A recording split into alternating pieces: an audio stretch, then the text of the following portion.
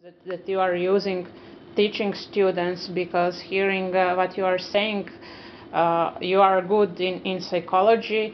So how do you motivate different kind of personalities, because motivation is a big part of teaching? And first of all, people see that there is a link between their personality and their chess. Therefore, improving your chess, very often you improve certain traits of your personality, and vice versa. Vice versa, because like I mentioned, for instance, being impatient. Okay, so if you work on that in the real life, it will inevitably show on the chessboard.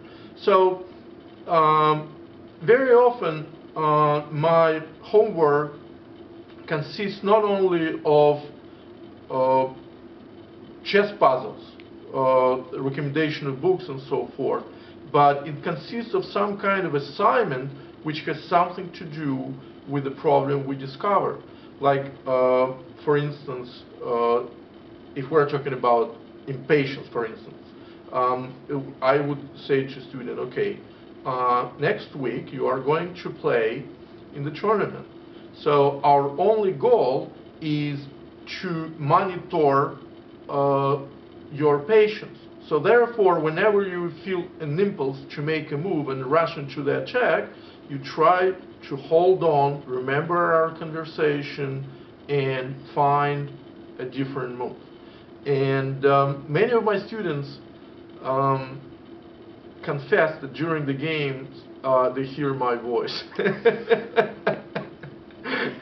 So, which of course, from one point is a very nice acknowledgement of my work, but from another point, a lot of responsibility, and so I also take it into account. so you probably managed to help many kids actually to improve their interpersonal skills for all their life. I think so. Mm-hmm. I think that's what a lot of parents are appreciating, because I think they see in me not only a chess teacher but also a mentor. And I have a lot of conversation with kids, with their parents, and very often it goes beyond chess. On many occasions, parents would call me and ask, like, we have a problem which has nothing to do with chess. Could you please address it during your chess lesson? Or sometimes they set up time when I can talk to the kid separately, and it happens. And almost every chess lesson, I try to make some kind of a reference to the life outside of chess. Because, as I said, chess teaches you so many different things that there is no reason we wouldn't project those things on the areas outside of the chessboard. So you have all levels of students, and you have people that are playing just for fun, and then you have kids that are very serious about their chess game. So how do you actually recognize, how do you see that the kid is real talent for chess? And do you see it like when you work with kid, this kid can be a grandmaster? How do you actually help them to achieve their best in chess?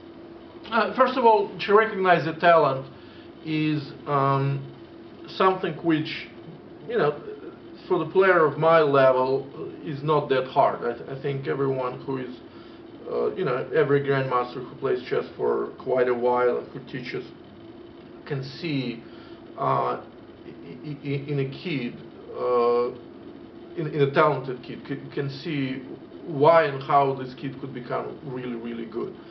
But my method comes from the idea that you have to recognize your weaknesses.